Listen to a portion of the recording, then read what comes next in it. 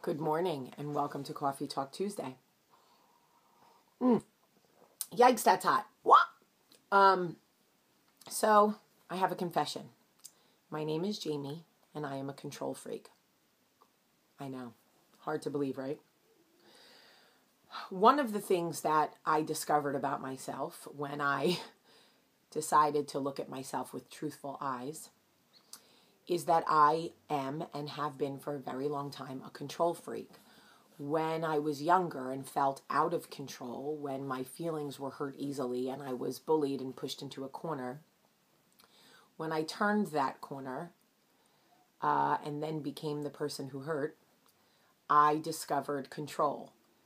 And I held on to it for dear life because it became a safety net for me. If I could control my environment, if I could control the actions of those around me, I could ensure that I would never be hurt again. The issue with control is when it overtakes your life, when your need to control becomes bigger than your need to comfort or support, when you are so afraid of being vulnerable that you actually end up hurting the people that you love more than helping, it is an issue. And in my journaling and my journey to become my best self, I have realized that I am, in fact, a control freak of, at times, the worst kind. And I made a list of behaviors that I exhibit at times so that you can be mindful of whether you yourself are a control freak or if you are in a relationship or surrounded by somebody who may be a control freak. Because it is best served when you are aware of who you are spending your time with. And sometimes with control and manipulation, we don't see it for so long because we expect it to come from foreign places. We're not expecting it from those closest to us. And sadly, that's where it usually comes from. So a lot of times control addicts believe that if they can just change one or two things about a person, that person would be better off. So we try very hard to control, to change just a couple of things about your personality, when the truth is the person who would be better served by that is us and not you. And I know that in my relationship with Lucy, I've done that a lot, and I have to work very hard. Lucy is an incredible soul, and I have to work very hard at loving Lucy for who she is and relinquishing control. Because Lucy was never meant to be me. She was meant to be her. So I struggle with that and I'm working on it. The other thing is that control freaks tend to have an unrealistic expectation of perfectionism, which is funny because my mind knows that nobody's perfect, yet I expect everybody to make the same decisions I would make, to be as strong as I am. And that's, not realistic at all. And I'm only setting everybody around me up for failure, including myself. The other thing is that we tend to micromanage and have our hands in like 1,000 different things at one time. And then we become part of this I'm so busy mentality, when really that's a crock of crud.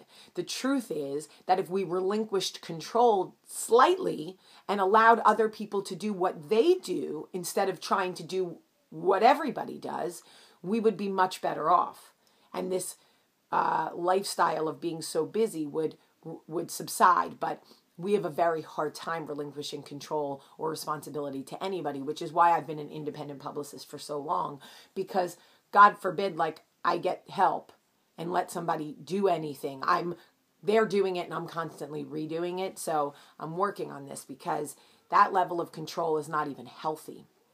But perhaps the most dangerous element to the control freak personality, one of the things that I am working on very, very hard, and I want you guys to be mindful of it, as vulnerable as it leaves me to admit it about myself, it is more important that you guys are left protected, is that control freaks are able to manipulate others by presenting the worst case scenario.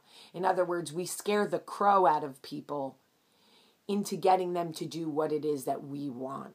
And we're very good at doing it. When somebody says, I think I'm going to do X and it's not what I want them to do, I go, well, you could do X, but here's what, is most likely going to happen. And I walk them through the worst case scenario with my power of persuasion, swaying them to essentially make the decision I want them to make. And that is not fair because everybody is walking their own journey. And sometimes, even when we are brought to a crossroads, even when we are broken and brought to our knees, and we are looking at making an even worse decision, that is part of our journey, and it is not my responsibility to take you out of that. You have to go through that. So when I do that, I am quite possibly changing the course of what your journey is meant to be.